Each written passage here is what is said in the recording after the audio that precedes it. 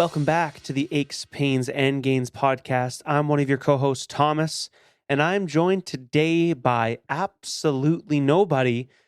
I'm jumping on here, folks, to give a quick update for episode 16 here. Danny and I, we've been some busy folks over the past couple of months. January, we had Danny's bachelor party, and I was starting a new job as a physiotherapist, which I've now been doing for, I think, 5 weeks. And, life's been kind of hectic and busy with the whole, all that just going on. And then Danny himself was getting married on February 1st. So the month of January and February, or the months of January and February, I've been just pretty busy all in all. And, but I figured I'd just jump on here just to put out an episode, our first ever solo episode, and I'll try and keep it short and sweet, if you will, but it'll also kind of be a semi-structured, almost like a ramble kind of style episode. I don't know. We've never done one of these before, so you'll have to just bear with me a little bit.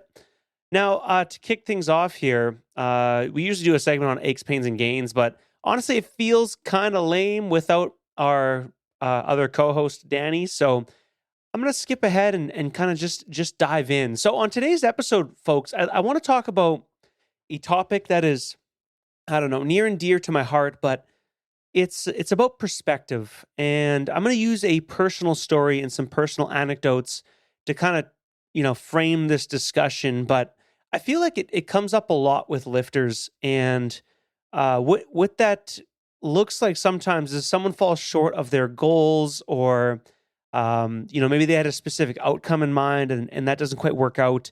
It can feel pretty devastating. And there are many powerlifters that I've seen come and go just from many powerlifters come and go that have left the sport entirely just because an outcome didn't quite go their way.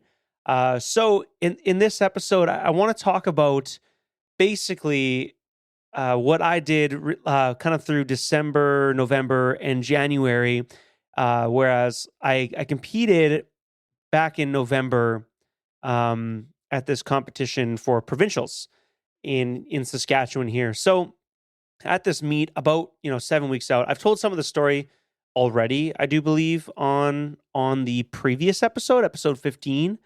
Our episode on resilience. And that one, I kind of talked about this whole experience where I hurt my back and I wasn't sure if I was going to compete. And it actually wound up going better than like anything I could have possibly imagined. I hit, like a 27.5 kilo PR, my squat. And it was a pretty crazy meet all in all. I was like super proud of myself, just riding on cloud 9 after that, right?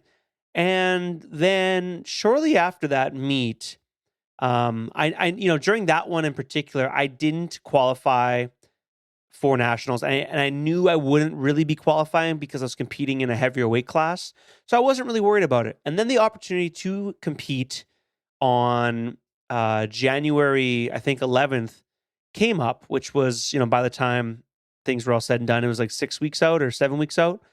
The opportunity to compete and the possibility to qualify for nationals kind of came up, and so I was like, all right, so maybe I can make this push for nationals. And the challenge was that I totaled 600 and, I don't know, 90 kilos or something like that at provincials. And it was my all-time best ever total. I'm just going to pull up the numbers because I can't actually remember any of it all that specifically. So yeah, at provincials, I totaled 695, which, was a 40 or 35 kilo meet PR, which was awesome. And I overshot my third deadlift attempt and tried to pull 290. So I fell a bit short of that. And I think I could have easily hit 710 kilos on that given day. Now, 710 kilos is the qualifying total for the 93 weight class. However, at provincials, I was competing as a 105. So I was like, okay, can I cut from my body weight of about 99, 98 down to 93, retain my strength, and then execute on the day to achieve this national qualifying total? So I settled on this lofty plan after discussing with my coach And basically, the thing that was kind of causing me hesitation to even attempt this was I was going to have to cut 6 kilos in 6 weeks, which is a little quicker than I typically like to do things. But, that's all the time I had. Typically, I'd probably want to shed that weight down over, twice that amount of time, maybe even 8 weeks. But yeah, so I had to work with the constraints I was given. But I was gonna have to do this cut through Christmas. I was gonna have to do it through the whole holiday season, New Year's, and I was gonna have to do this cut through starting a new job as a physiotherapist, Danny's bachelor party, which is a ski trip. Also, that this was all occurring the weekend before the competition. So just like a lot of obstacles to accomplishing this goal. But, I decided that I wanted to give it a go, and I wanted to, give it an honest to goodness crack and just see what I could come up with, right? So all that being said, I decided to set out on this little journey, and the weight cut went pretty smooth. I succeeded in that. And I was really, really proud of just doing that alone, because that was super difficult and challenging for me.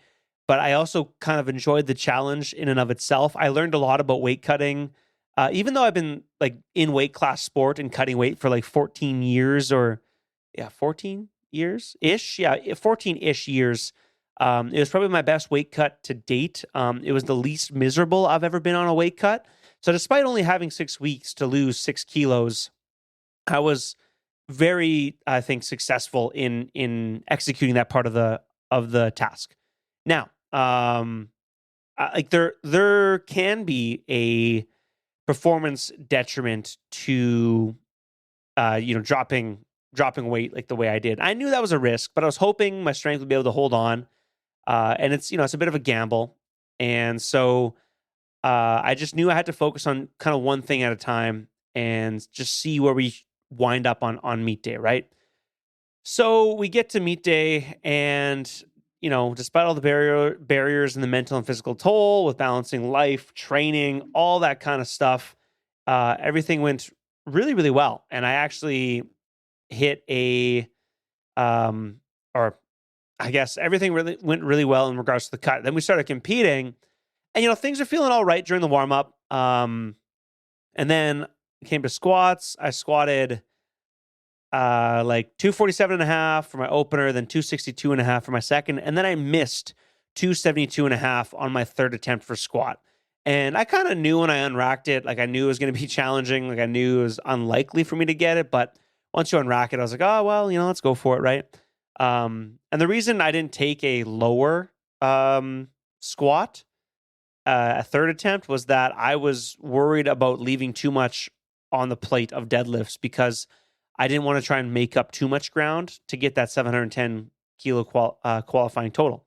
So we get to bench press, and I'm already kind of like, shit, I missed something pretty important there. It's going to be harder to get to harder to get to that total. And I start bench pressing. It's going pretty good, and I open up with 140, and then I jumped to 147.5. And I missed it on my second attempt. And I remember like in my head just immediately thinking like, shit, like I'm never going to qualify for nationals. And so, I came out of that mindset or whatever and reset, went out there and hit it. So I went out and actually got 147.5, which was quite a bit less than I got at provincials, which was 152.5. So at provincials, I squatted 275 and I benched 152. And now so far, I had a total with just 262.5 on squat, and bench, I had 147.5. So not looking great. So we crunched the numbers, and I would need to pull 300 kilos to get the national qualifying total. And I didn't get it. So I deadlifted, I opened with 252.5. Then I took 277.5, which is a 2.5 kilo all-time PR. And honestly, the last time I deadlifted anything close to that was in, when was that? 2021 at provincials, which was 275. So I hit a 2.5 kilo PR, and it's been, 4 years essentially since my last PR in competition on the deadlift. So we got that one really good. And I was like, all right. I looked at Jake, one of my athletes. He's was handling me and one of my other athletes that day, Connor. And I was like, Jake, load it up. Let's put 300 on the bar. Let's just see what happens. And honestly, like deadlifts were moving the best out of the day. I think deadlifts were the least affected by the weight cut, but I went out there and missed it. Now, here's the kind of the point of the whole episode, right? Because a younger version of myself, of Thomas, would have been just absolutely devastated by not, achieving that qualifying total. And I'm not going to lie, I was pretty disappointed, but I knew it was a lofty goal, but I was also like really proud of my overall ability to rally off of provincials and come back and compete again, 7 or 8 weeks later, or whatever it was. And there's a lot to be gleaned from such an experience that I was trying not to let it cloud my overall experience, right? And I often tell lifters when they're struggling with this outcome oriented mindset that it's really important to tap back in to your why for lifting. And me and Danny here, we've done an episode on that too a while ago. I don't even remember what episode number it was, but I think we called it Finding Your Why. Yeah, episode 6. So episode 6, we kind of talked a little bit about this, but like my desires for powerlifting they're so much deeper than just improving my total by a few kilos year over year. And, they go as deep as stuff like, I want to be able to get off the toilet when I am, like 85 years old and get off the toilet by myself at that as well. I also, I plan on having kids at some point in my life, and those little rascals can be difficult to keep up with, and you need to be in shape to, be a father, at least, for the kind of parenting that I envision doing. And kids, they take a lot of energy out of you. So like, I want to be in shape for them. And I also, I want to be around for them when I'm older, and I want to be able to do things with them and possibly take care of grandkids if I'm lucky enough to live long enough and be blessed with that kind of thing. So, my why behind lifting at the end of the day boils down to health. And there are many things that feed into health and that this health related goal that I don't just feel bound by the outcome of increasing my total and just qualifying for nationals. Yeah, I didn't qualify for nationals this time around, but I know there's going to be other opportunities in the future, and I can try for it then. But I'm honestly just proud of myself for taking a crack at it. Even though I didn't succeed, there are many different things that I can look at and be proud of. But again, like a younger version of Thomas would have had a lot of trouble just even looking at this failed attempt to qualify for nationals and being happy about it. But that's how I feel. And honestly, a lot of it can just be attributed to just a change in perspective, right? So my GL points, which is essentially just a formula that accounts for both weight, your body weight, and your total lifted. And it's the highest it's ever been in my entire career. So it's technically like body weight PRs that I hit. My best performance ever at the 93 kilo weight class. And my GL points were 90.11. And my best prior to that was 88 or 86.8, I guess, would be my best ever prior to this moment. So it's there's that to account for as well. And also like the deadlift PR as well, because I haven't done that in what is it? Yeah, 4 years, I said. And I think I accomplished that at a bigger weight class. Just kidding, I lied. Never mind. I was 93 at that time too.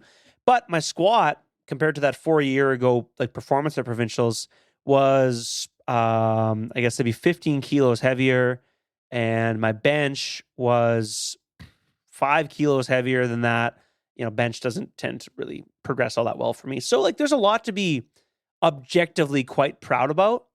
And honestly, I'm just really happy that I even took the attempt to try it out, And as a coach, I feel like doing these types of things can make me a better coach, right? I can put myself in the shoes of my athletes that are going through cuts or that have body weight goals and want to, I don't know, um, change how they look, but also have these strength related goals, and they want to qualify for certain meets and things like that as well. So like right after the meet happened, of course, I was like frustrated, pretty, I was like, "Ugh, that sucks." But again, like I'm immensely proud of the overall process. And I feel like it gets thrown around a lot in the fitness space, that it is about the journey and not just like the end goal. But it's easier said than done keeping that in mind. And I feel like I do have this conversation almost weekly with athletes. Maybe not quite weekly, but it's pretty easy just to fall into that trap of like, oh yeah, man, my lifts aren't going up. So like I have this identity tied into these numbers, and if the numbers aren't there, then I'm a waste of time and space. And so, what's the point of even lifting in the first place? And I might be exaggerating a little bit, but I think anyone that's been training for any period of time can empathize with those types of feelings. And it's really hard to change your perspective on those things, especially if you don't have I haven't been competing in the sport for that long. It's been like 8 or 9 years now.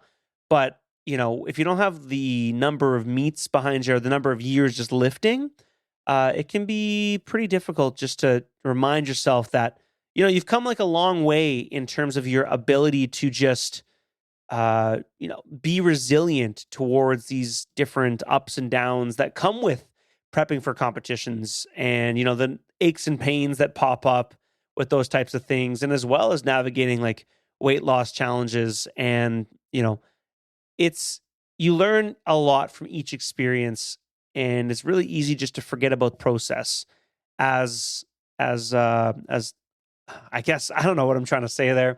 See, we got a loose structure, so this is more of a conversational tone. But I guess what I'm trying to say is that even though things don't always go your way and we're not fully in control of that all the time, it's really important just to sit back and appreciate the process that you went through, and to try and learn something from that experience. Because if you don't, then I don't know, what's the point in all this if you can't enjoy the journey, right? Because the journey is the coolest part of it all. I mean, yeah, like squatting a PR is sick and everything like that, but the journey is what got you there, right? Your total on the platform is a result of your journey, and it's so much more than just the number. Like there's so much more of a story behind it, and I feel like people don't do as good of a job taking time and just appreciating that, right? So yeah, in terms of kind of what this experience um, taught me and how this kind of applies to kind of the mantras of aches, pains, and gains, like for lifters, I think it's important to chase progress over perfection, because like at the end of the day, there's only so much you can control, and life is freaking complicated, and people are complicated, and eventually life's going to find a way to backhand you across the face. It's going to throw some sort of stressor in there that you're not going to have full control over. And if you lose sight of kind of the progress instead of perfection, it's really hard to find the motivation to continue to keep going, and always just tying things back into the why. And at the same time too, like, if you're someone that's battling injuries, putting trust in that process is such a comforting feeling, in that you'll get through it eventually. But it's not so much about the timeline or the end date of it all, but it's learning about what it's like to deal with setbacks and injuries and things like that, because they're bound to happen to everybody. And just trusting in that process is such a valuable skill. And then, yeah, to like anyone facing setbacks of any kind, the perspective and mindset surrounding that is such an important thing. Like, no matter what it is, whether it's like an academic pursuit or other more of like an athletic pursuit, everything will come down to how you view the experience around you, right? Which, I don't know, sounds kind of woo woo-y or whatever, but at the end of the day, like you're viewing the world and your experiences through your own eyes. And we have the ability to alter how we view the thoughts and not necessarily emotions, but how we respond to the emotions that are kind of coursing through us, right? There's kind of that mindfulness technique, right, where you try and sit back and view your emotions like they're a stream going by. It's definitely easier said than done, but if you're able to sit back and just kind of observe them and observe how you're responding to them and why you're feeling these things in the first place, you can definitely learn a lot about yourself, and it definitely makes sticking with the overall process a lot more manageable as well. Yeah. So, kind of in closing, in terms of what's next for me, honestly, I'm not really sure. I'm kind of struggling a little bit with where to go from here and what to do next. I'll probably compete again in a long time. I'm not sure how long, probably many months, maybe provincials in the fall. But I will continue to lift because that's what I do. That's who I am, and my goals extend a lot further than just competing in powerlifting. And it's just convenient that powerlifting is actually a great medium for myself to serve those goals that I outlined earlier. Just like getting up off the toilet when you're 85. Like if you're able to squat, it's not such a hard thing to do. But yeah, that's kind of what I wanted to jump on here and just kind of put out there. I never posted a meet recap because I didn't have any footage for those that do follow me. So that's kind of why. Not that I was like, just crushed by the outcome or anything like that. Maybe some people maybe anticipated that kind of thing. But yeah, honestly, I'm feeling like really proud about the whole experience. And for those that are going through or have gone through something similar, I encourage you to just examine, how you feel about the whole thing and what can be learned from the experience. Because you can learn something from any given experience, whether it be negative or positive or neutral. There's always something you can glean from any kind of outcome, right? So don't let the outcomes define you. Let the journey shape you. And if you're going through, a tough cut, injury, or training block, just always bring it back to the journey, the process, your perspective, and just ask yourself, what can you learn from this? So I think with that, folks, I'm going to leave this ramble kind of where it is for our first ever solo episode here on the Aches, Pains, and Gains podcast. If you liked it, like the episode wherever you're listening, rate it if you can, share it, subscribe if you're not doing that already. For any of your coaching needs, you can head over to www.bridgecitybarbell.com. You can also follow Bridge City Barbell at Bridge City Barbell YXE on Instagram. You can also follow Aches, Pains, and Gains at Aches, Pains, and Gains podcast. Aches, Pains, and Gains podcast on Instagram as well. You can follow myself at Thomas Johnston _BCB. That's JOHNSTON. But yeah, if you made it this far, folks, and you listened to my somewhat, manic ranting here, I do appreciate you. I appreciate you, the listeners. Thank you so much, and we'll see you next time on the episode. Peace.